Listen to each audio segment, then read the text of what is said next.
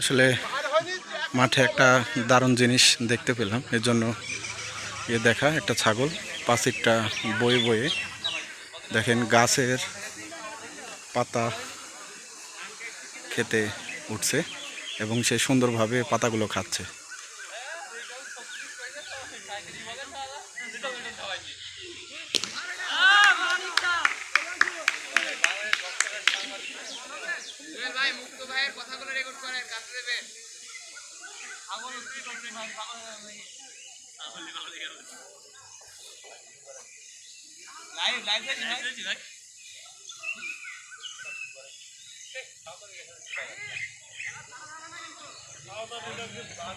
দারুণ একটা বুদ্ধি খাটিয়ে সে উঠছে এবং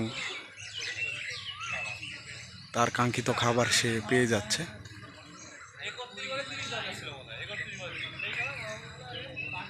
ছাগলটি যে কত সুন্দরভাবে ভাঙা দেয়ালের উপর দিয়ে উঠে উঠে এই যে পাঁচির বেয়ে বেয়ে এখন গাছের কাছে চলে গেল।